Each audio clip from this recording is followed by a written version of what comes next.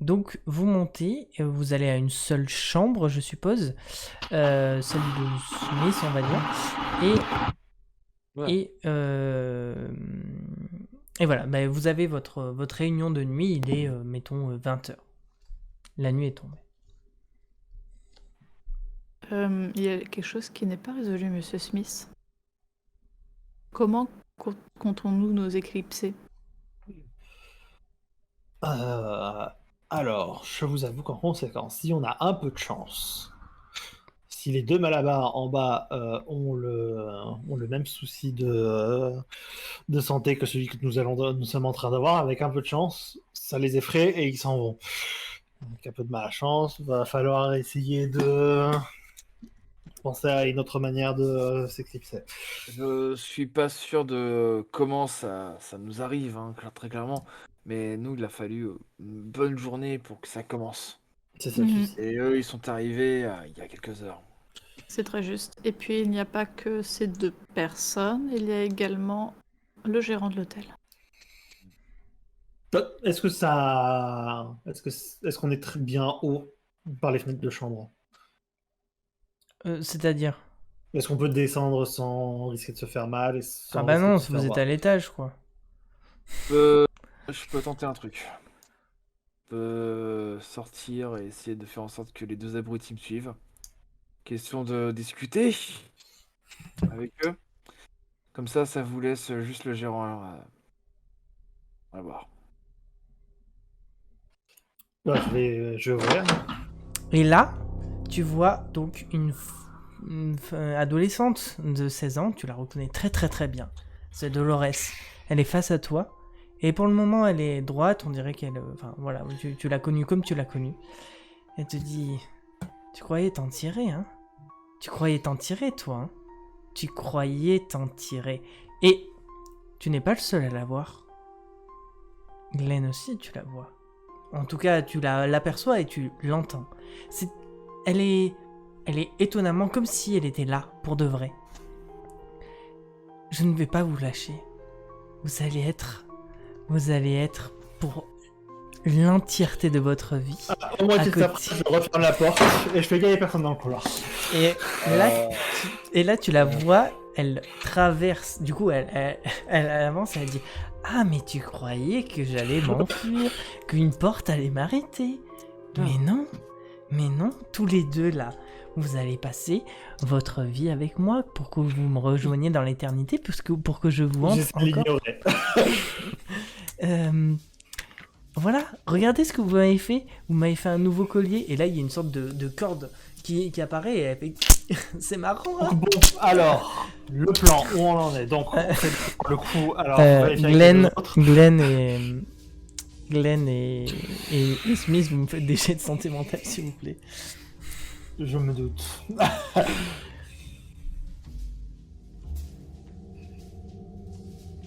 Le ton que j'utilise en essayant de changer de conversation dépendra de mon jet de santé mentale. Oui, alors du coup, vous avez vu Smith qui a ouvert une porte, il n'y avait rien, et il avait l'air très perturbé par ce rien. Oh là là, trop fort.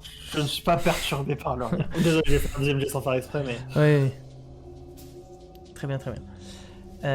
Du coup, bah, tu continues, effectivement, tu fais comme si elle n'était pas là, et elle est là, elle tourne autour de vous, et elle fait... Vous pouvez m'ignorer, hein, moi j'ai l'éternité devant moi. Regardez.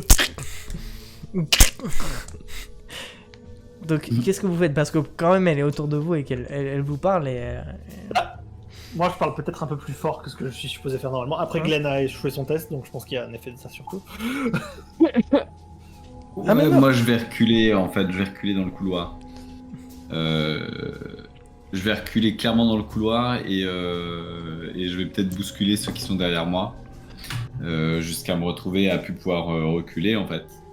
Et puis, je vais être livide. Je vais pas prononcer un mot pour commencer. Et puis après, on va peut-être m'entendre un peu comme une litanie, mais c'est pas possible, c'est pas réel, ça. D'ailleurs, elle t'entend, parce que tu vois, elle t'entend, et du coup, elle se tourne vers toi, elle voit que que Smith, pour le moment, il fait genre, il se passe rien. Et elle, du coup, elle va te voir parce qu'elle a vu ton recul et tout. Elle se plante devant toi. Elle dit, alors Glenn, ça te fait plaisir? Je ferme les yeux et j'essaye de boucher mes oreilles. C'est pas possible. Ça te fait plaisir de me revoir? Ça peut pas être possible. Ça te fait plaisir? J'essaie de l'ignorer, mais au moment où elle commence à se retourner vers... Elle part pour s'occuper de John. Je viens pour interrompre, dans le sens où je viens lui parler à lui. Mais bon, elle te dit quand même, Glenn, t'es tellement un but de ta personne que tu pouvais pas t'empêcher, hein? Je bouche mes oreilles, hein. Je suis là. Je viens... c'est pas Tu croyais que possible. t'étais irrésistible? Oui. Je traverse la gamine sans aucun souci. Et alors, étonnamment, ça Ah. ne traverse pas. Ah, ok. C'est comme si Dans ce cas-là, c'est tangible. C'est tangible. Ah, dans ce cas-là, je la pousse. et j'essaie de le reprendre en lui disant que c'est ces histoires de glandes à la con. Faut pas, Elle disparaît. Faut pas faire attention à ce qui se passe. Glenn, Ça peut pas être possible et il va falloir que tu me secoues, hein, pour que je rouvre les yeux et. Ouais, mais je te secoue et je te dis les conneries que je te dis les Ouais. conneries. Je te dis les choses du style. C'est pas vrai ce qu'on est en train de voir. C'est les hallucinations de cette machine à la con. On va Mais s'en sortir. ça veut dire que tu l'as vu aussi, toi? Enfin, elle était là face à moi. Moi, je sais pas exactement ce que j'ai vu. Mais on peut pas. Il faut qu'on arrête de croire que c'est réel. Il faut qu'on passe à. Bien sûr, mais c'est pas possible. Je veux dire, il faut vraiment qu'on se protège. Logan Sinon, et Harding. je vais péter un câble si je revois ce genre de truc. Logan et Harding, pendant qu'ils sont en train de faire cette discussion, vous êtes interloqués, vous regardez un peu bizarre, mais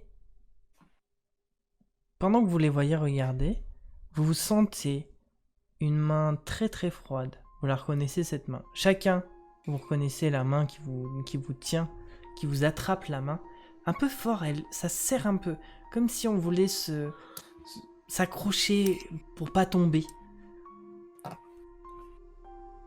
Bon, bah, je la serre d'autant plus fort. Harding. Mhm. Pour le moment, vous regardez pas. Enfin, dites-moi si vous regardez dans la direction. Je Bien sûr. regarde pas. Ah, Je d'accord. regarde. Je sais qui c'est, je regarde pas. Harding. À la fois parce que je veux pas y croire, mais à la fois aussi parce que le contact. Mhm. Harding, une fois de plus, tu sens ce contact, mais cette fois, ce n'est pas une voix. Enfin, pour le moment, ce n'est pas une voix. C'est vraiment ton fils. Ton fils Harry qui est là. Comme avant.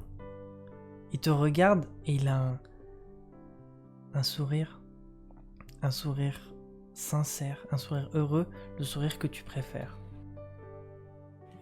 Celui du matin quand il te découvre et qu'il est heureux de commencer une nouvelle journée en voyant le regard de sa maman. Tu connais ce sourire par cœur. C'est celui qui te permet de te lever tous les jours. Enfin, qui te permettait.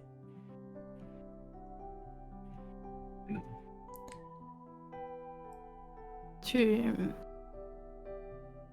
es de nouveau là, Harry? Oui. Comme avant. Comme tout à l'heure aussi? Comme tout à l'heure. Je suis On venu. s'est déjà vu tout à l'heure, non? Oui. Je t'ai appelé, mais tu ne m'entendais pas très bien. Mais je te vois beaucoup mieux maintenant. T'as vu, maman? Je souris.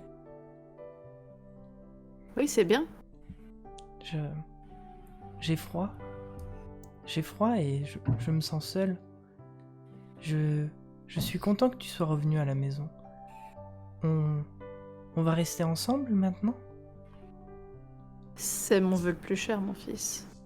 Mais Chouette. pour qu'on reste ensemble, il va falloir que tu m'expliques des choses parce que je suis revenue ici. Oui. Et toi, tu es là. Mais tu vois bien qu'on n'arrive pas à se voir tout le temps. Ben, je me suis réveillée ce matin, tu n'étais pas là. Tu t'es Et- réveillé où? Ben, à la maison. Tu sais, on est revenu chez le docteur. Tu m'as dit qu'il n'y avait rien, que c'était juste un rhume, que cette fois c'était fini. J'allais vraiment guérir. Je me suis endormi et je me suis réveillé et ça fait plusieurs jours. Je ne te voyais pas, toi et maman. Mais Harry, ça fait plusieurs années. Ça fait au moins 4 ans. Bah non, c'était hier. Enfin non, ça fait quelques jours, pardon. Je sais pas, une semaine. J'essaye de voir des gens, mais il y en a pas beaucoup. J'ai l'impression que... Comme si la vie était déserte. La ville était déserte. C'est-à-dire, qu'est-ce que tu peux voir? Ben, je vois... je vois les médecins qui nous ont aidés, qui m'ont sauvés. Je les vois... Les médecins, tu veux dire Monsieur Spencer? Monsieur Spencer, Monsieur Tillinghast. Tillinghast a l'air heureux. Il a retrouvé ses filles. En fait, elles n'étaient pas perdues. Est-ce que tu vois quelqu'un d'autre que moi dans cette pièce, Harry? Concentre-toi bien. Non, il n'y a que toi, maman.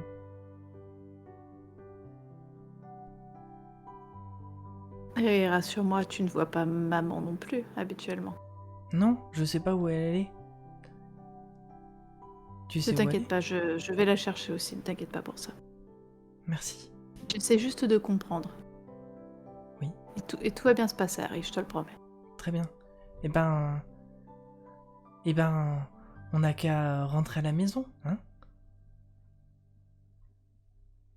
Eh bien, je te suis, Harry.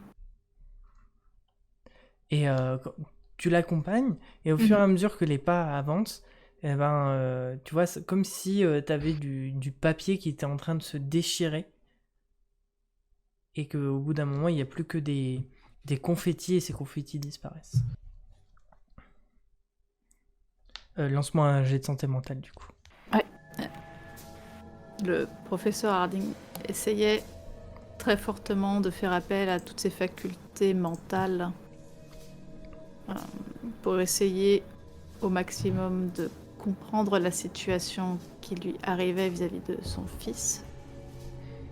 Mais elle ne va pas supporter de le voir se déliter littéralement dans sa main alors qu'elle vient à peine de le retrouver.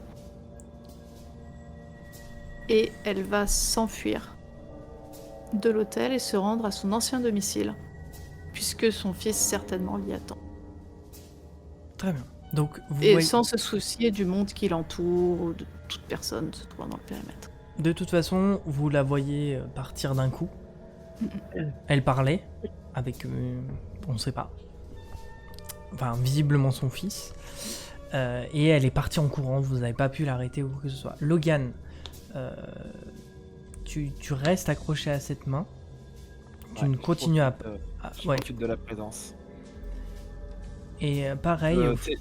ouais. Je regarde pas, je parle pas, je profite de la présence. En fait, je reste focus sur cette sensation.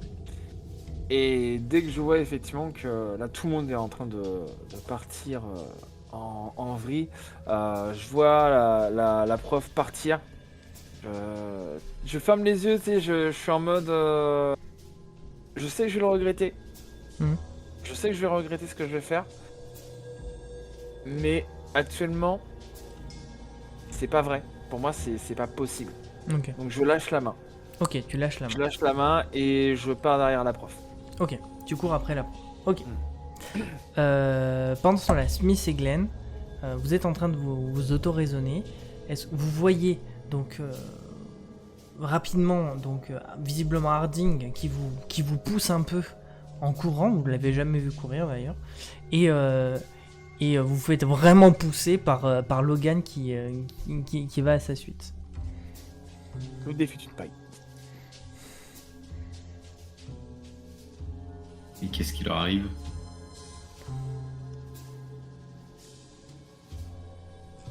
Ah, on t'entend pas. Je pense que c'est la preuve dont on avait besoin pour Faut voir qu'on n'est pas les seuls. Je pense que nos symptômes sont en train juste de s'aggraver extrêmement rapidement. On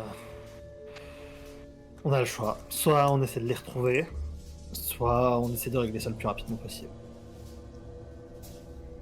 Écoute, ils sont grands, je pense qu'il va falloir essayer de régler le truc le plus rapidement possible. Ok. Non, c'est T'as une idée? Je te laisse le choix. Est-ce que tu veux qu'on aille ensemble essayer de s'aventurer dans la clinique sans se faire remarquer? Ou est-ce que tu veux qu'on fasse le phare? Sans vous faire remarquer. Sans vous faire remarquer. Je vous vois. Coucou. Coucou. Ah, elle est réapparue encore? Ouais, elle réapparaît et elle redisparaît. Si je sais qu'elle disparaît, je lui claque à chaque fois qu'elle apparaît. Elle disparaît à chaque fois que... Tu viens C'est de la revoir vraiment- là avec moi. T'es bien d'accord, tu l'as revu là, je t'ai vu la toucher, tu l'as repoussé. Mais oui, Glenn, il m'a vu. C'est quoi, Glenn, on est en train de... évidemment. On est en train de partager une hallucination là, c'est pas possible. On est en train de partager un bon moment, effectivement. Bah, le truc c'est que j'y comprends rien. Les conneries de papier, donc peut-être que c'est possible. En fait, je suis pas docteur, moi, je sais pas comment ça marche. Comment Donc, tu m'avais dit déjà, Glenn? C'est pour ton bien? Ou... Ah non, je sais.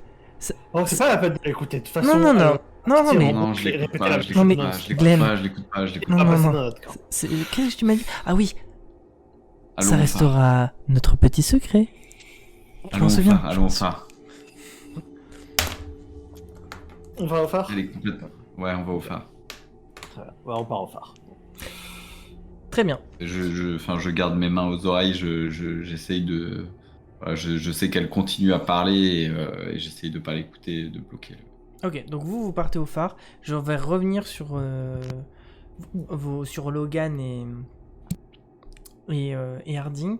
Mais sachez juste, vous, comme vous partez un peu plus... Enfin, moins en précipitation, les deux gars qui sont en bas, ils vous regardent, ils sont en mode ouais... On a vu, ils se lèvent un peu, ils regardent où ils vont. Quand ils constatent que vous allez plutôt dans la ville et vous voyez que vous êtes observé, mais normalement... Ouais, Ça devrait. tant qu'on va pas en direction de la voiture, ils s'en fichent. Quoi. Voilà, c'est ça. Donc voilà. Donc Logan et Harding, vous courez. Tiens, tu peux me faire un... Vous pouvez me faire tous les deux un jet de dextérité pour savoir Ouais. si... Logan, si tu veux la rattraper avant. Savoir si tu le fais. Ou si... Alors... Ouf. Dorothy, tu l'as lancé... Non, pas encore. T'as lancé un jet de force. Si, si. Ah oui, pardon. Ah, Ah bon. ok. Alors, Exactement le est-ce que même. Logan, tu as envie de la récupérer, la rattraper ou pas du tout Oui, avant Oui. c'est le but. Donc, ok. Donc, Harding, tu cours, et puis d'un coup, t'as deux mains qui te saisissent au milieu de la rue. Vraiment, mais qui t'arrêtent et tu peux pas repartir. Tu vois, c'est un peu comme si t'étais soulevé et que tes pieds ne pouvaient pas toucher le sol. Il faut que je le rejoigne. Ah, Monsieur Logan, laissez-moi Retourne partir, la s'il vous plaît. prof. Wow, prof, non. Non, c'est une hallucination. C'est pas réel, prof. Non, mais c'est totalement Tout- réel. tout- J'ai tout- bien senti Non. la main de mon fils et Moi aussi, il je l'ai m'attend à la senti. maison. Moi aussi, j'ai senti la main, d'accord? De mon Je l'ai fils. senti. Il m'a Non, dit pas qu'il de ne votre vous avait fils. pas vu. C'est pas votre fils. Et pense comment qu'on vous a savez tous que ce n'est des- pas mon fils? C'est ma sœur. Et écoutez, prof, je pense qu'on a tous des squelettes dans le placard. Vu comment Glenn et le boss ont réagi, on a tous quelque chose d'une personne qui est décédée dans notre entourage. Et cette chose se ramène ici depuis qu'on est à Oga Point. C'est pas réel. Ce qu'on voit, c'est pas réel. Non, je sais que vous cherchez à vous rassurer, mais ça m'a l'air totalement réel et vous savez, Doc, je ne perds pas l'esprit. Non, non, écoutez-moi. J'ai discuté avec mon fils et il apparaît. Bon, mon fils est mort il y a un certain nombre d'années déjà, d'accord. Cependant, pour lui, ça fait à peine quelques jours, une semaine peut-être. qu'il est mort. Et ça ne concorde pas, d'accord? Soyons d'accord là-dessus. Et d'autre part, il ne voit pas, a priori, les vivants. Rappelons ça comme cela, d'accord? Je lui ai demandé s'il vous voyait dans la pièce. A priori, non. Par contre, il peut me voir. D'autre part. Et, cependant,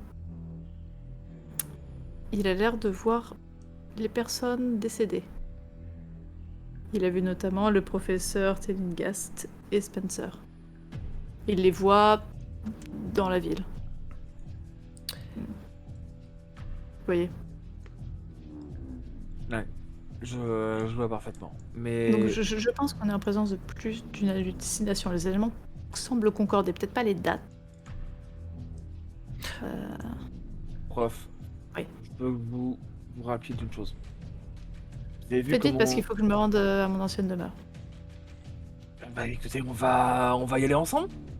Et je vous expliquerai ça en chemin. Mhm. Mais retenez bien ce que je vais vous dire, prof. Vous avez vu comment Glenn et le boss ont réagi. Il y a quelque chose qui les a vraiment effrayés. Et je vous rappelle ce que Oui, non, ce ils qu'a sont dit également la étranges depuis cliente. ça. Oui, oui, je Son je mari, vois bien. son mari n'avait absolument rien contre elle. Et pourtant, il la tourmente. Alors si effectivement c'est pas une hallucination, c'est pas plus votre fils. Oui, mais... Ça peut être autre chose. Oui, mais... Enfin... mon fils Gardez ne juste me ça à tourmente l'esprit. pas, il est juste heureux de me voir. Ouais, Pourquoi l'instant. votre sœur vous tourmente? non. Mais c'est pas possible, c'est pas ma soeur. Est-ce que je peux vous accompagner? Et quand vous entendez cette parole, toi, Harding, et toi, Logan, tu vois une petite fille, enfin, une fille de 12 ans, 14 ans, je ne sais pas. Logan, c'est ta sœur, c'est Kelly.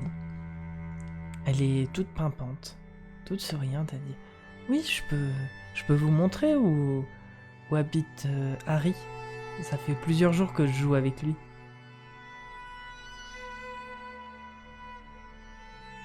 Bah venez, soyez pas timide. Du coup, je la vois pas, la gamine. Si, vous la si, voyez si. tous les deux. Vous l'entendez et vous la voyez tous les deux.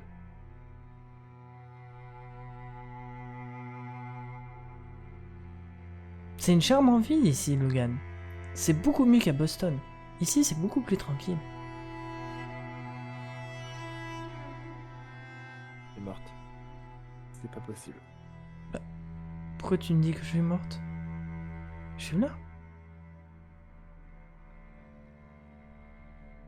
J'essaie d'avoir je quelques contenance et de continuer sur mon côté analytique et je demande à la fille depuis combien de temps es-tu ici? Oh ben j'en sais rien, je suis là. Je suis là et j'étais plutôt seul. Heureusement, Harry est arrivé il y a pas longtemps. Et je sais pas pourquoi je suis là. Avant, j'étais à Boston avec mon frère. Et un jour, il n'y avait pas un mouvement de foule, tout ça, et on a voulu traverser la rue. Apparemment, il avait l'air assez en colère, mon frère. Et voilà, et après, je sais pas, je l'ai perdu de vue dans la foule. Je l'ai perdu de vue. Mais Logan, t'es revenu maintenant. On va rentrer à la maison? Ou tu veux t'installer ici? Peut-être tu veux t'installer ici. Voilà. Prof, j'écoutais pas. Est-ce que tu peux me conduire là où est Harry? Prof, faites pas ça. Bien sûr. Bien sûr que je vais l'amener. Je vais vous amener où est Harry. Venez, suivez-moi. Suivez-moi. Oui, Et elle commence à partir. Prof, faites pas ça. Qu'est-ce qui va nous arriver de pire? De toute façon, on les voit. Logan, viens. C'est prof. Viens, Logan. Je sais pas pourquoi t'es bizarre. T'es tout bizarre, Logan. Viens. Viens. Mais reste pas planté là, gros nigo. Allez hop, viens. Fais pas ton air de con. Je regarde le prof. Je lui fais encore un signe de non de tête. Et Et en fonction de ce que tu vas faire, j'agirai quoi. Je vais suivre la gamine la fille. Je peste un coup, je prends la suite du prof, hein, je la D'accord. laisse pas toute seule. Par contre, je sors le flingue. Et je le mets dans mon dos de façon à pas qu'on voit. Ok. Par contre, dans quelle direction nous mène l'enfant? Alors, elle vous mène pas du tout chez toi. Elle te mène. Vous allez vers la mer, quoi. L'océan. D'accord. Et vous. Un moment avant que nous y arrivons, je lui fais quand même remarquer que ma maison ne se situe pas ici. Harry ne joue jamais près de la mer, c'est interdit. Ben, il faut croire qu'il vous obéit pas tout le temps.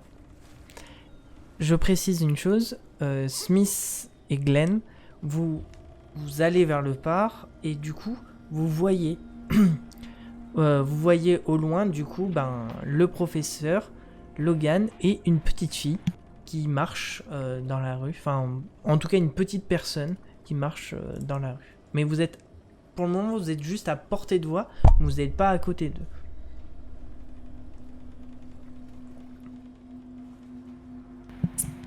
Je vois ça quand même. Je les vois diriger vers la mer. Je fais. J'avais l'intention de les laisser partir s'ils partaient juste en ville. Là, ils ont l'air de se diriger vers la mer. Peut-être qu'il va falloir qu'on fasse un détour vite fait. Non, c'est juste pour savoir ce que Si vous... il n'est pas d'accord ou pas. Bah, je lui dis ça. Et après, on décide est-ce qu'on y va ou pas ensemble, quoi. Glenn, du coup. Ok, je mutais Ouais. sur le micro directement. Moi, je suis partant pour y aller ensemble. Du coup, je vous laisse un tout petit peu de conversation avant qu'ils vous rejoignent. Donc, tu disais, Harding, à la petite fille que c'était pas du tout là que Harry jouait. Si, Ouais, venez. du coup, je deviens méfiante. Tu nous conduis où, là, exactement? Eh bien, là où joue Harry d'habitude, là où on se retrouve à chaque fois. C'est-à-dire? À côté de l'océan. On regarde l'océan et on regarde les bateaux qui passent. Derrière nous, il y a le phare qui illumine les bateaux. Les bateaux viennent vers nous. Et après, ils bifurquent pour aller ailleurs. C'est très joli. Bien. Il y a des tas de bateaux. Des bateaux à vapeur, des bateaux à voile, des petits, des gros.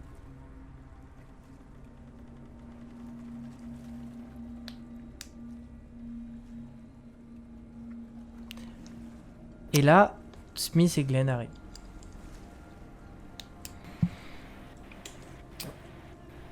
Je fais bon. Est-ce que vous allez bien? Non. Oui, aucun problème, on suit une piste. Donc là, vous voyez une petite fille qui fait « Ah, bonjour. Bonjour, je suis Bonjour, Kelly. petite. Je suis Kelly. » Et elle vous tend la main, vous lui serrez. Je fais. Alors, attends un instant, petite, j'ai des choses très importantes. Je crois que les situations sont en train de devenir de pire en pire. Je pense qu'il faut qu'on trouve cette machine le plus vite possible.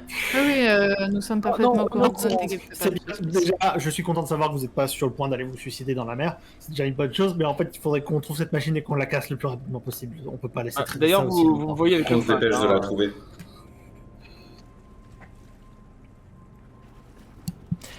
Et là, vous entendez « Moi, je sais où elle est, mais je vous le dirai pas. Je sais où elle est, mais je vous dirai pas. » Et donc là, tous les quatre, vous voyez Dolores, une femme de 16 ans, une adolescente, qui a un sourire vraiment carnassier, démesuré, vraiment comme si la bouche, le sourire s'étendait trop grand, comme le chat dans Alice au Pays des Merveilles.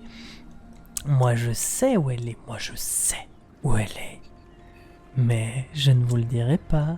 Non. D'accord, Logan, je comprends ce que vous vouliez dire. Là, je lâche une belle insulte, que je ne dirai pas du coup. Je recule d'un pas et j'ai le flingue en main. Tu tires. Ah, je tire pas. Enfin, tu tires pas. Ah non, je tire pas, tu sais, j'ai juste le flingue en main. Oh, putain, mais qu'est-ce que c'est que ce truc? Je vais me raccrocher. La seule chose que je sais, c'est à mes livres ésotériques et je cherche frénétiquement dans les essais des sciences maudites. Ah, vous aussi, vous êtes des assassins, du coup. Vous êtes des assassins. Vous aussi. En fait, vous avez recruté 2 autres assassins. C'est trop bien. Vous vous êtes payé en plus pour ça. On s'habitue au bout d'un moment.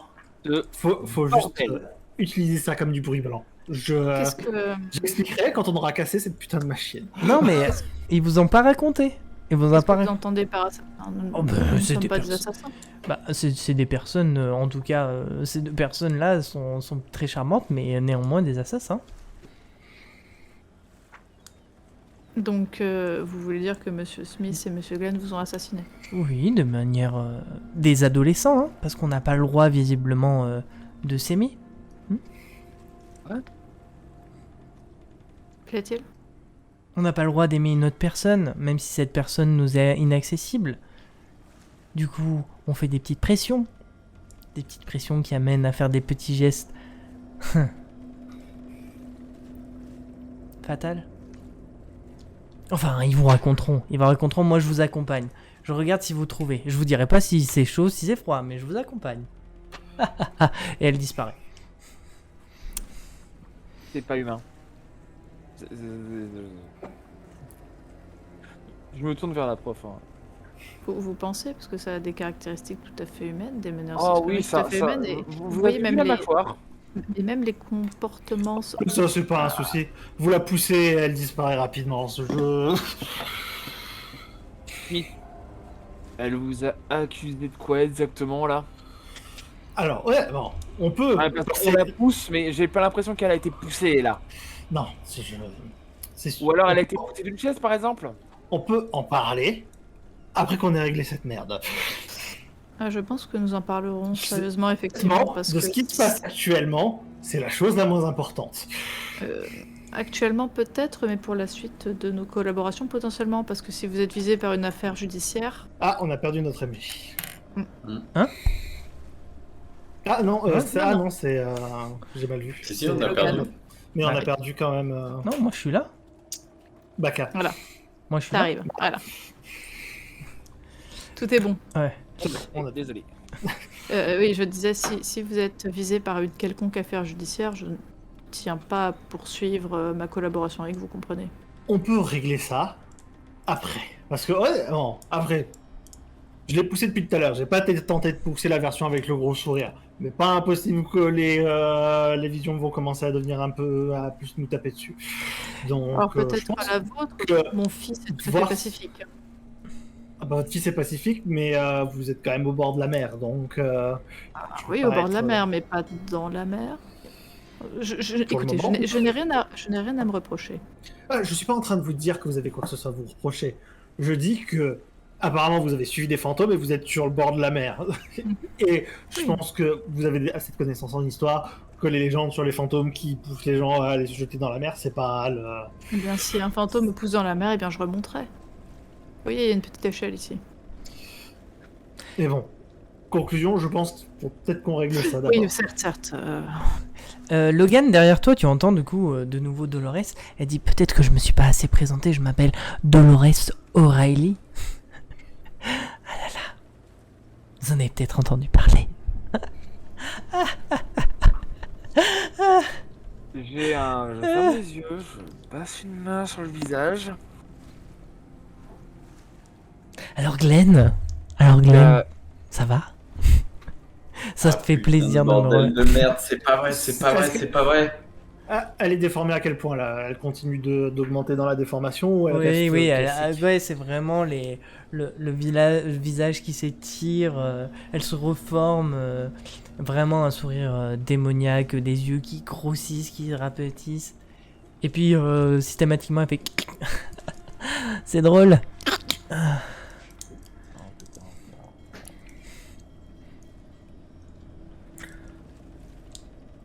Bon, conclusion, le phare ou la clinique?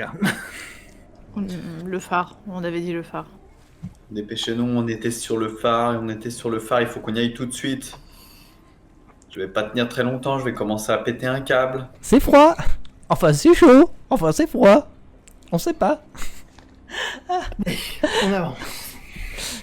Et donc, vous voyez. Alors, le phare, c'est ce qui se voit le mieux la nuit, puisque il est très très grand. C'est d'ailleurs le rare phare qui fonctionne sur cette côte, enfin en tout cas sur ce bord de côte. Il est réputé en tout cas pour sur le fait qu'il est très efficace. Attendez, je vous le montre. Donc c'est une grande silhouette filiforme, un édifice très longiligne qui surplombe la forêt et la falaise d'Oka Point. Et donc sa lumière permet de guider les navires de Rockport à Kingsport. Et quand vous arrivez devant ce géant blanc et lumineux, vous voyez donc son feu, enfin sa lumière flamboyante qui éclaire l'horizon en tournant. Mais attendez, j'ai une lumière rougeoyante, absolument rouge, un rouge éclatant. Un rouge éclatant sort de ce phare. Ce n'est pas... Enfin, voilà, c'est du rouge pur. Vous en êtes sûr. Et autour de vous, tout est noir, enfin gris, enfin peut-être... Ouais, noir, gris, vous en savez rien. En tout cas, vous êtes devant une porte. C'est une très très grande porte. Et elle est absolument ouverte. Ça a l'air d'être le type de phare qui est habité ou c'est juste un phare entre guillemets fonctionnel? Fonctionnel. Ok. Donc on risque pas de croiser le capitaine dans 3 pas, genre au milieu de son salon. Non. Ok. Non, par contre, habituellement, la porte est censée être fermée la nuit. Pour éviter que des animaux entrent, vous voyez. C'est bon. Non, moi je fais de mon côté bon. De toute façon, au pire, donc je sors mon flingue et je fais de toute façon, foutu pour foutu. D'accord, si vous sortez cette arme, je préfère me placer derrière vous si ça ne vous dérange pas. Pas de soucis. Et donc je me Tu penses place vraiment que ton derrière arme... Glenn. Ouais, tu penses vraiment que ton arme pourra faire quelque chose contre ces spectres? Les spectres, j'en ai rien à faire. Qui que ce soit, si le prof bossait pas tout seul, ou si on trouve cette putain de machine, peut-être que des balles iront plus vite pour la démolir. Honnêtement, la flemme alors, que je tire mon prof. Enfin, Logan, tu prends aussi ton pistolet ou pas? Ouais, il est toujours en main. D'accord. Donc, que je me représente bien, donc c'est Smith en premier, c'est ça? Ensuite, Glenn, Harding et... Harding... Je ferme la mâche. Ok. Même pas inconsciemment en tant que tel, parce que vu ce que je viens d'apprendre, D'accord. je vous fais confiance, monsieur Logan, mais veuillez pointer cette arme dans la Ah, direction ouais. opposée de ma tête. ouais. Restez pas sur le chemin. Mhm. Vous marchez d'un pas assez vif, vous avez envie de savoir ce qui s'y passe le plus vite possible. Vous entendez vraiment vos pas résonner dans ce tube où il y a beaucoup d'air, au final, beaucoup d'espace vide, et ça fait touk, touk, touk, touk.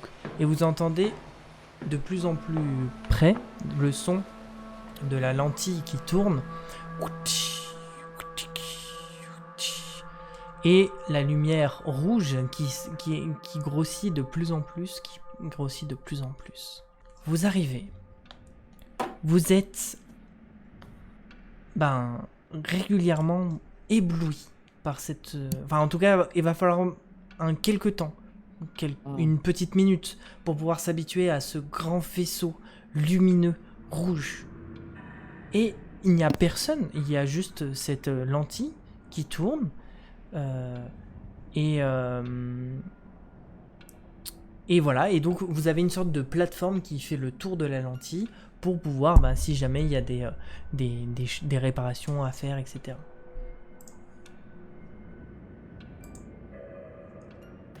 quand on arrive, je me détache de derrière Alexander et je fonce faire le tour, toujours les mains sur les oreilles, et je fonce faire le tour. Je veux que ça en finisse vite. Faire le tour de cette lentille qui tourne.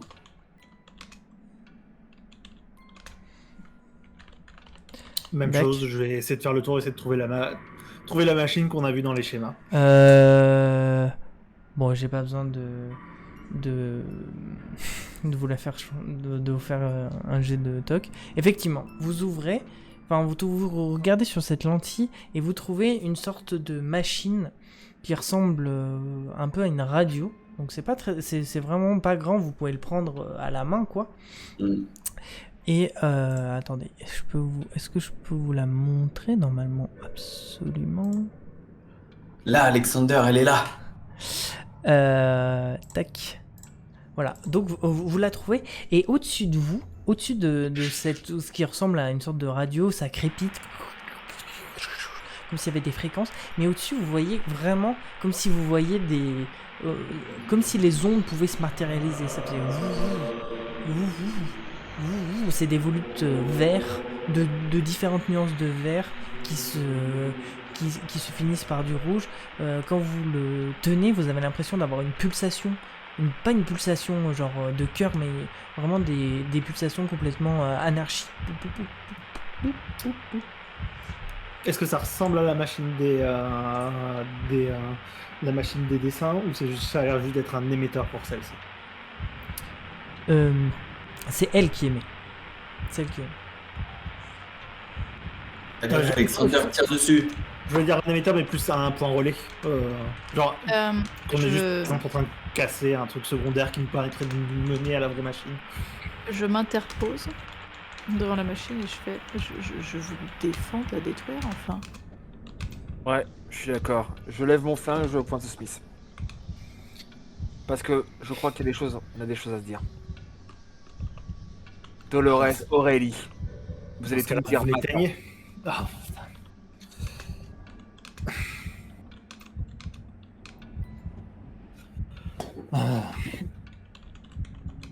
Je vous laisse 5 secondes pour causer. Je passe devant Alexander, je lui mets une main sur la poitrine, je le fais reculer. Écoute, c'est de ma faute. Ça a mal tourné, les choses ont mal tourné, c'était pas l'objectif, et pour être tout à fait franc avec toi, voilà, c'est pas ce que je voulais, et tout est ma faute. Alexander, il n'y a pour rien. J'ai poussé un peu trop loin. Vous avez poussé un peu trop loin. Vous avez poussé un peu trop loin. Vous vous rendez compte de ce que vous avez fait?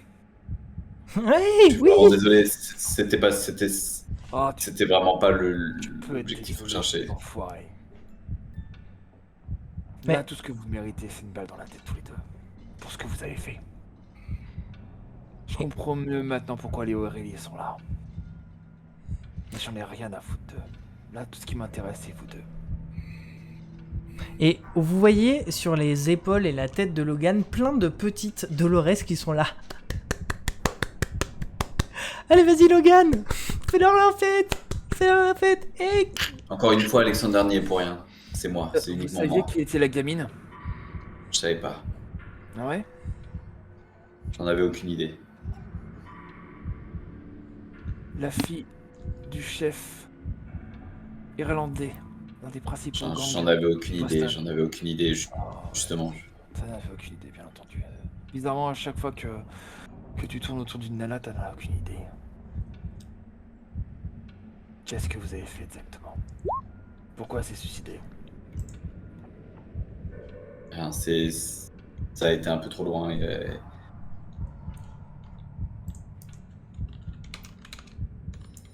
Une photo, simplement une photo. Une photo. T'es en train de me dire que c'est une putain de photo qui a causé une émeute dans le quartier et qui a fait que ma sœur s'est pris 3 plombs dans le dos? T'es en train de me dire que c'est une foutue photo qui a causé la mort de ma sœur? Oh, désolé. Oh. Je suis vraiment désolé, Logan. Je me prends lève la le tête. chien. Tu vois, j'ai toujours les mains sur les oreilles. Je suis vraiment désolé, Logan. Je lève le chien du pistolet.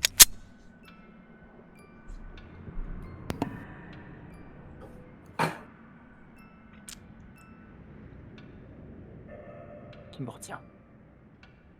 Bah oui, qu'est-ce qui te Logan, retient? Qu'est-ce qui te retient? Qu'est-ce Qu'est-ce que qui te retient? ce que t'as à faire, Logan? Je pourrais Et carrément. je tombe en pleurs en fait, enfin, j'en peux plus moi de ces hallucinations et je suis quasiment en pleurs en fait. Logan, tout ce que je veux c'est que ça s'arrête. Alors, Smith, on va laisser Glenn prendre toutes les responsabilités comme d'habitude. Bah, la question, c'est qu'est-ce qui est le plus proche, Logan ou la Les deux. machine? C'est à distance. Bah, en fin de compte, avec Logan, on s'est interposé entre la machine et eux. Ah oui. Ah, vous êtes mis entre les deux. Donc, Pendant que Logan discutait avec vous, en fait, que je me suis foirée, on peut en parler. Ouais. Vous avez entendu un crack. Vous voyez le professeur Harding avec la machine qui a été délogée de son emplacement dans les bras. Moi je suis tombé à genoux par terre devant Logan, avec toujours les mains sur les oreilles. en conséquence, je tire sur la machine d'abord. Oh putain. Si tu tires, il y a le tir réflexe derrière. Ah oui. Non. Alors, ouais, bon, d'accord. Alors, J'ai pas dit que j'ai fait un truc raisonné. Ok. Alors, attends. Donc, on va être clair. Pour voir avant de faire la scène. Vous allez tous les deux faire votre tir. Vous lancez vos tirs chacun. Et quand même, le fait que tu vas faire un mouvement, Smith, tu vas sortir ton arme, etc. Elle est déjà sortie mon arme. Hein. Elle était Oui, déjà elle sortie. était sortie, ouais. Elle était déjà J'ai sorti depuis le début du Mais ton mouvement, je laisse quand même la possibilité à Harding de nouvelle fois faire un jet de dextérité, peut-être pour éviter ton tir ou il va se passer autre chose. Après, j'essaie de la tirer sur la machine, j'essaie pas de tirer spécifiquement. Oui, bien sûr, mais bon. Comme secondaire, c'est autre chose. Comme tu tournes le pistolet vers Harding. Ouais. Ce que Harding va faire de toute façon, c'est essayer d'esquiver, mais en se retournant. C'est-à-dire que si jamais tu touches Harding et non pas la machine. Ah, ça, je pensais n'ai absolument rien à foutre. Je tirerai sur la machine, même si ça touche Harding sur le champ. Je tiens juste à préciser. Ouais. Alors, donc, comme Harding a réussi son jet de dextérité, je vais te demander de me décrire ta scène où tu arrives à t'en sortir, enfin, le mouvement que tu fais. Ensuite, je vais demander à Smith de me dire ce qui va se passer avec ce tir. Et Logan, je te demande ensuite de ton tir à réaction, qu'est-ce qui va produire. Ça marche. D'accord. Alors, de mon côté, Harding donc se retourne et ce faisant esquive une balle. Il lui passe à côté du visage et en fait va courir en direction des escaliers pour sortir du phare avec la machine avant que tout le monde s'entretue ici. D'accord, mais ça c'est son intention pour le moment, il C'est est son en intention. direction. Ouais, voilà. Tout à fait. Ok. Ensuite, Smith, ton tir. Alors, je te laisse la décision. Est-ce que je te laisse le choix entre je tire sur la mauvaise personne et mon arme s'enraye. Tu préfères quoi? Techniquement, tu peux pas tirer sur la mauvaise personne parce que tu visais Harding. Mais avec un bon ricochet, je peux tirer sur la mauvaise personne. Surtout Oui, dans un truc en verre avec plein de métal de partout, je peux tirer C'est sur vrai. la mauvaise personne si je le souhaite. On va faire ça. Du coup, tu vas toucher la mauvaise personne et tu vas toucher.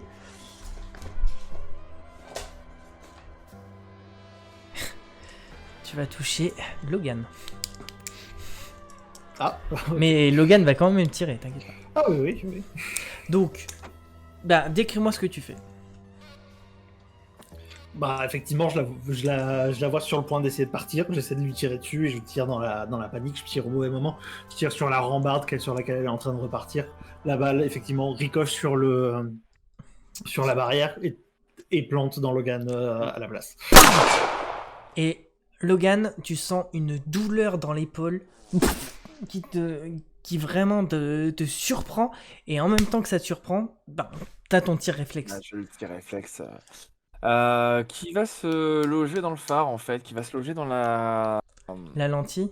Donc tu tires ton tir réflexe, ça éclate la lentille au gaz et donc ça va vous propulser tout le monde le plus loin possible.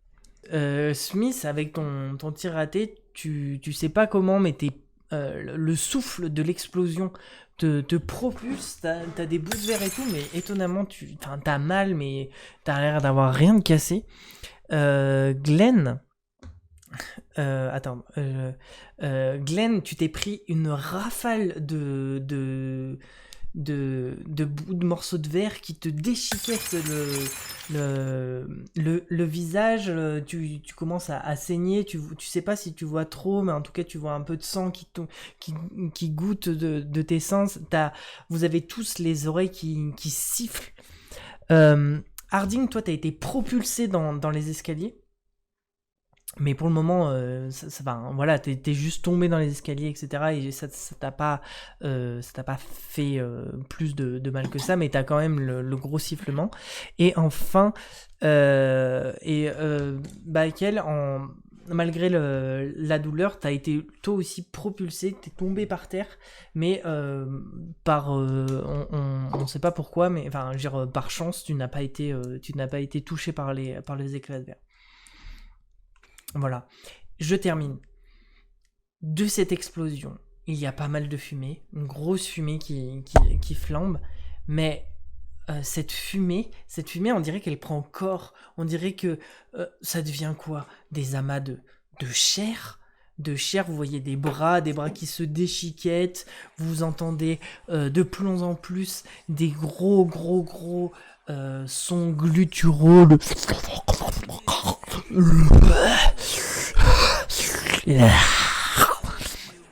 qui sortent. La fumée devient une couleur rouge chair, rouge dégoulinante, avec des pustules, des gros boutons qui augmentent et qui éclatent et qui vous éclatent d'un liquide absolument non identifié et absolument dégoûtant.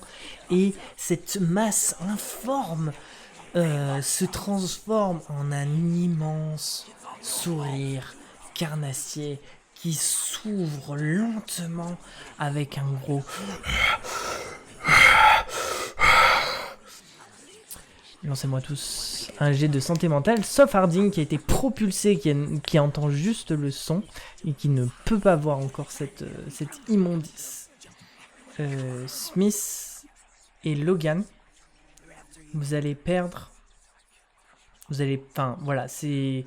Considérez-vous comme une mort cérébrale, en tout cas vous allez plus être du tout les mêmes après cette vision. Et Glenn, avec la douleur des verres, des morceaux de verre, avec le sang qui te coule, tu vois pas tout à fait, tu entends juste, mais t'arrives à tenir. Tu sais pas pourquoi, tu vas te concentrer sur ton adrénaline il y a un énorme danger. Et ça va te donner une action que tu vas pouvoir de manière raisonnable. Mais pour le moment, je vais demander d'abord à Logan puis à Smith savoir ce qu'ils font. Avant que toi, Glenn, tu t'adaptes à ce qu'ils vont faire. Sachant que la monstruosité va se rapprocher vers vous. Réaction logique, enfin pas logique parce que du coup, effectivement, là, tu me disais état de... Une sidération. Voilà. J'hésite entre le fait de rester complètement statique en mode non, c'est pas réel, c'est pas possible, voilà. Et le fait de prendre mes jambes à mon cou et de descendre le plus rapidement possible en se fichant complètement des morceaux de verre par terre ou des gens qui sont devant moi. Et je pense que je vais prendre cette solution parce qu'elle fera plus de drama. D'accord. Donc tu fais ça. Smith. Smith va faire quelque chose de particulier. Il va prendre la troisième option. Il va regarder Glenn avec une espèce de regard presque, genre effectivement comme perdu. Et il te fait Glenn, 48, 32, 71, 20. Tu peux rattraper tes erreurs. Et je pars et je tire mon flingue et Glenn saura que le code que je viens de lui donner, c'est le code du coffre où j'ai caché tout l'argent des chantages qu'on a fait. Et donc je pars vers la monstruosité, je tire des balles sans faire attention. D'accord. Glenn, donc tu vois ces deux actions. Tu vois notamment Smith qui te regarde avec intensité, qui te donne ce code. Tu sais à quoi il correspond et tu le vois prendre son flingue et s'avancer de manière complètement automatique et un peu comme s'il y avait une musique épique qui l'accompagnait pour aller se jeter visiblement dans la gueule du monstre. Et je tire, et même s'il n'y a plus de balles, Oui. je continue à tirer genre de manière... Qu'est-ce que tu fais? Alors, moi, j'ai le visage complètement endolori. J'ai peut-être même reçu des bouts de verre vraiment proches des yeux. Donc, j'ai même la vision qui est troublée. Je pense que j'ai du sang sur les yeux. J'ai les oreilles qui bourdonnent de par le coup de revolver et puis l'explosion qu'il y a eu. Mon corps est que douleur. J'ai cru apercevoir, mais j'ai surtout entendu la voix d'Alexander qui m'a envoyé une espèce de phrase ultime,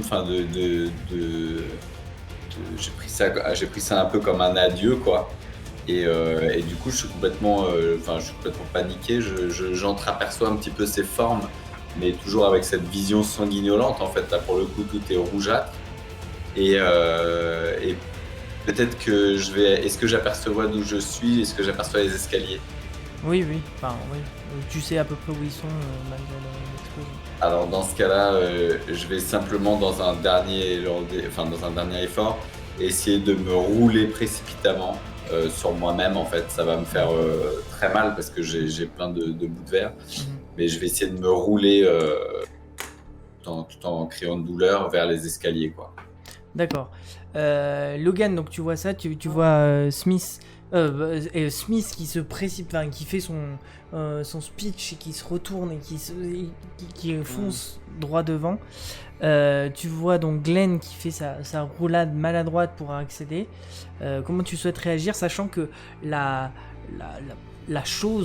créature, s'approche, prend les dégâts.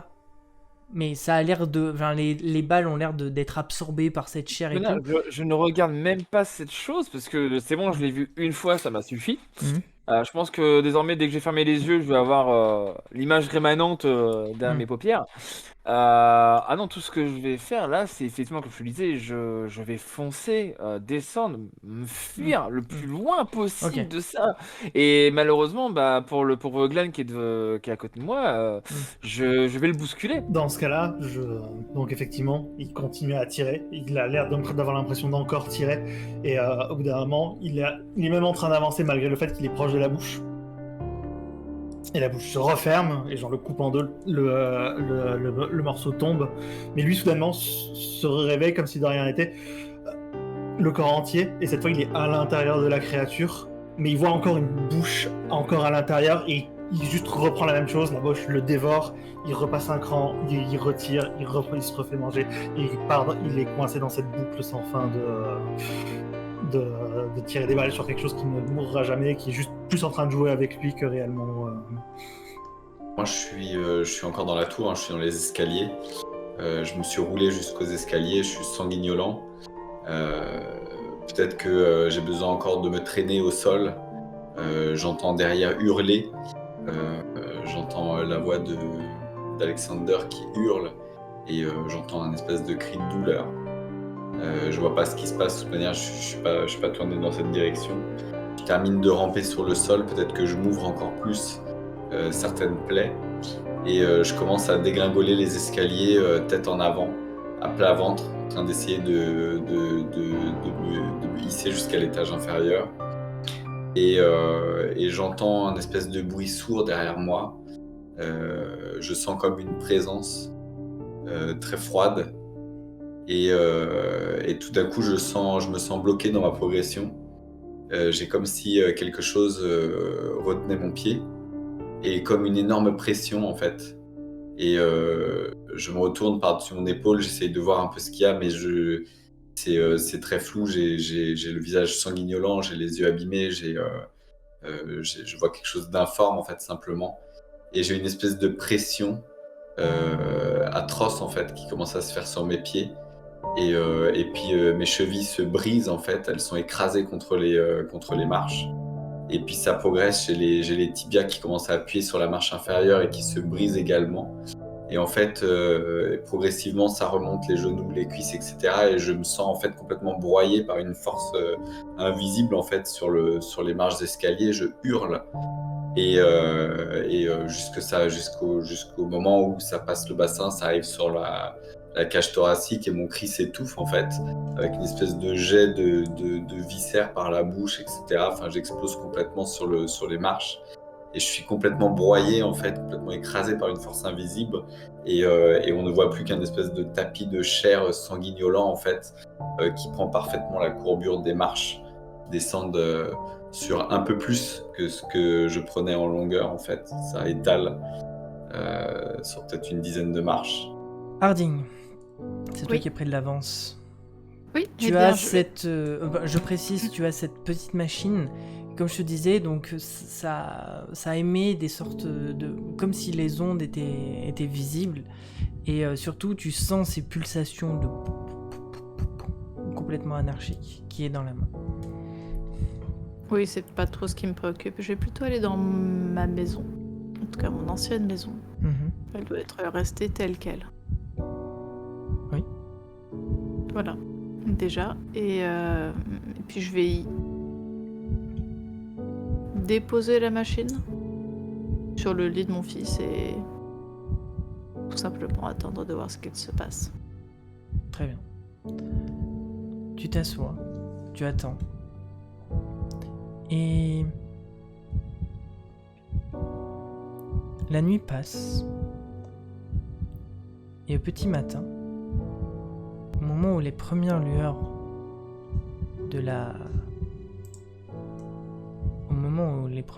du matin percent la fenêtre, on voit les poussières qui volutent. Et dans ce petit moment magique, apparaît progressivement la tête puis le corps de ton fils. Il a les yeux fermés comme la dernière fois que tu l'as vu.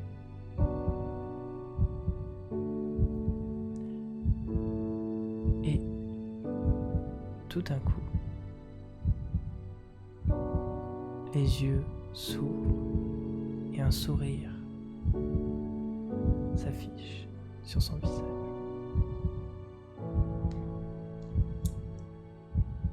Donc il est apparu dans son lit. En fin de compte. Au petit matin.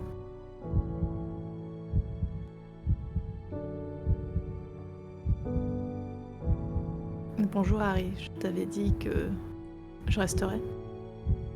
Oui.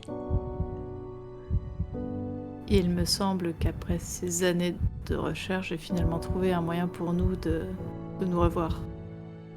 Et je lui montre la machine. C'est quoi? C'est une radio?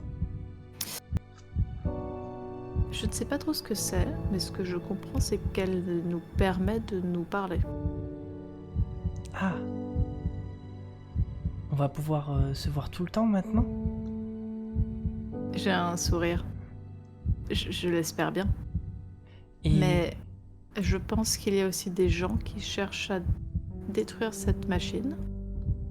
Alors il va falloir que tu me dises, toi qui connais très bien cet endroit, puisque tu t'y balades, est-ce que tu aurais une très bonne cachette? Oh pour sûr, j'ai une cachette. J'ai une cachette avec ma nouvelle copine Kelly. On y va souvent. À côté... on va souvent à côté du phare, mais aussi des fois... bon, je sais que j'ai pas le droit, maman. Mais des fois, on va dans la falaise. Et il y a une petite plage de galets où on va. Et dans cette petite plage de galets, il y a une grotte. Alors on croyait qu'il y avait des monstres. Et en fait, non, il n'y a pas de monstres. Il y a juste une grotte.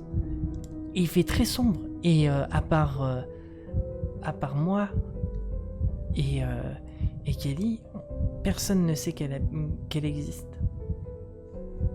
D'accord, et cette grotte, tu es sûr que l'eau de la marée n'y pénètre pas? Parce que cette boîte a l'air très fragile. Non, non, non, non. Parce que l'eau de la marée monte à marée haute, mais il y a une sorte de niveau, une sorte de... On peut grimper dans la grotte, il y a une sorte de zone où c'est un peu surlevé, et là, l'eau arrive jamais. Enfin, je crois. D'accord. Bien, tu vas m'y emmener. Et je lui prends la main. Et je vais le suivre. Logan, Ouais. qu'est-ce que tu désires faire? Alors, je pensais vers la voiture. Mhm. Dès que je sors du... Là, pour moi, mais dans ma tête, c'est que des flashbacks que je vais avoir après cet événement. Mhm.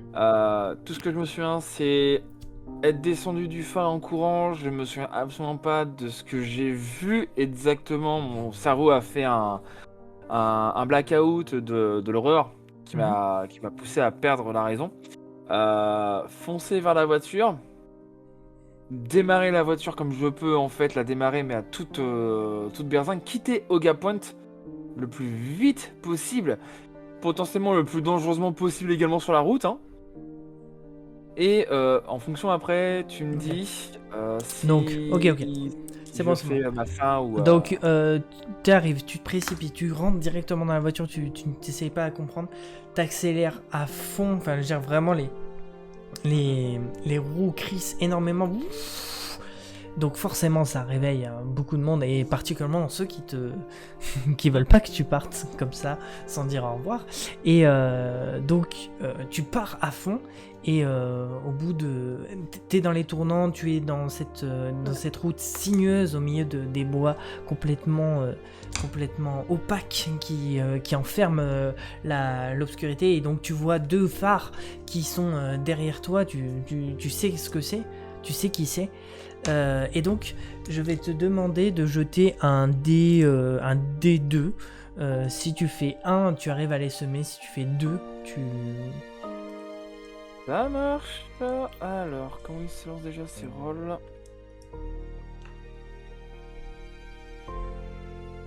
Ok.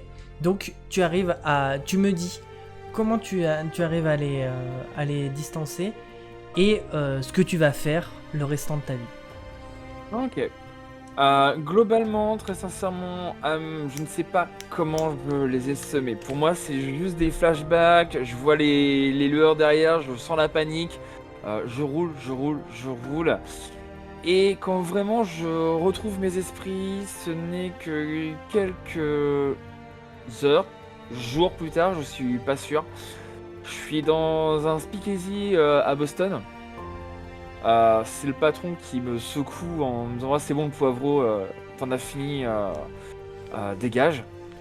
Et ouais, effectivement, je pue l'alcool, je suis dans un état pathétique, je me suis pas lavé depuis un petit moment, j'ai une barbe de 2-3 jours. Je sors, je réalise en fait que je ne suis plus à Oga Point. Je sais pas ce que sont devenus les autres. Tout ce que je me souviens, c'est de la révélation en fait de la raison pour laquelle ma sœur est morte. L'image d'après, c'est moi dans une chambre d'hôtel qui a claqué mes derniers dollars, avec dans une main le pistolet, dans l'autre une lettre dédiée au patriarche et Aurélie, indiquant les noms des personnes qui ont causé la mort de Dolores.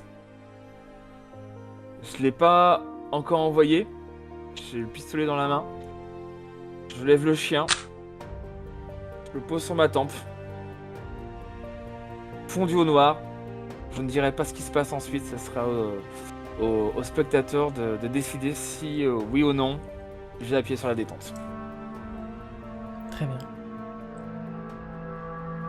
Très bien. Dorothy Harding, tu te rends à la grève sur la petite plage. Effectivement, il y a une grotte. Alors, c'est une grotte beaucoup plus accessible pour un enfant que pour toi. Mais ton fils ne t'a pas menti.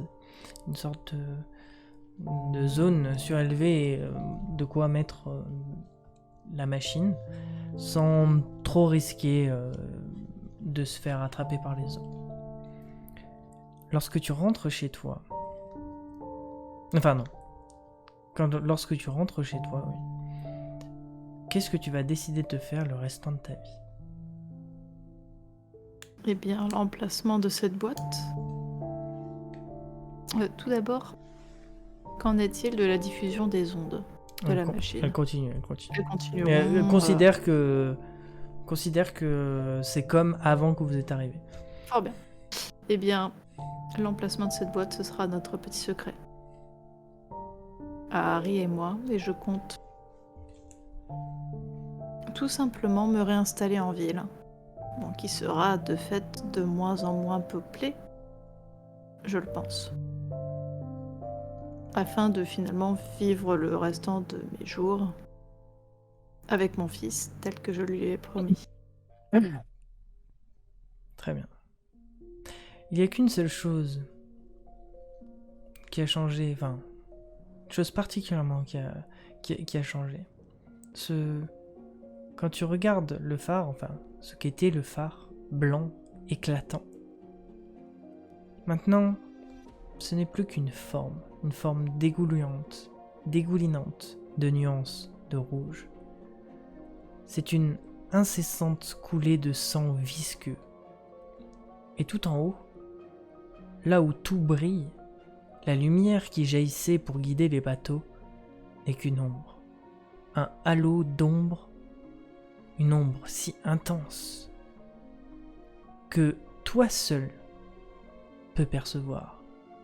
Un phare qui guide les morts, les monstres du passé, les créatures d'ailleurs à rejoindre celui des vivants. Cette ombre est flamboyante, cette ombre est éblouissante. On dirait même qu'elle t'invite à participer à ce monde. Les gens d'Arkham, de Boston ou des campagnes du Massachusetts parlent parfois d'Ogapoint. Ils disent que là-bas, on ne voit plus clair. On y voit rouge, on y voit du gris. On dit même qu'on y voit des morts. Ils disent ça particulièrement aux touristes. Les touristes, c'est pratique. Ça gobe tout, ça s'intéresse à tout, et surtout, sur ce qui est bizarre. Et les gens d'ici, ils aiment regarder les visages pleins de surprise et de dubitation des touristes. Ils les invitent même à aller voir à Ogapoint si c'est pas vrai cette histoire. Au fond, les gens d'ici, ils savent que tout ça, c'est des histoires, c'est des rumeurs. Et les rumeurs, c'est souvent des rumeurs. Il paraîtrait même que ces touristes peuvent voir, pas très loin des falaises de Ogapoint, une très vieille femme qui se parle un peu à elle-même, comme beaucoup de vieilles femmes, et qui, pense-t-il, n'a plus toute sa raison, puisqu'elle parle continuellement à son fils, qui de toute évidence n'est pas auprès d'elle.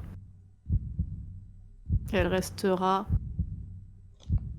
le dernier témoin vivant de la vérité d'Ogapoint.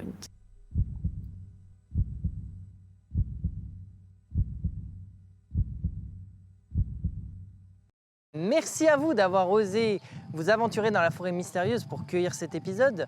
Je voudrais remercier avant tout et surtout mes joueuses, sans qui cette aventure ne serait pas possible. Et quelle aventure les amis! Donc un grand merci à eux, Kevial, Shade of Nier, Baakel et Loki. Si vous êtes déjà touché par cet univers, cette histoire, ces personnages, sachez que vous pouvez vous procurer ce scénario. Il s'appelle Chromatopsy. Il a été écrit par la Dark Queen Linou Major Zero et il a été maquetté par Cédric Chaillol. Vous pouvez en plus du physique, vous procurer cette partie en virtuel sur Roll20. C'est ce que j'ai utilisé pour faire cet épisode. Si vous ne connaissez pas Linou Major Zero, eh bien allez vite en description pour découvrir ses créations, Enfin, si cet épisode vous a plu et que vous le souhaitez, n'hésitez pas à le partager, mettre un pouce et à le commenter si vous le souhaitez. Quant à nous, on se retrouve très vite dans la forêt mystérieuse. Et en attendant, je vous fais des champis bisous, si consenti.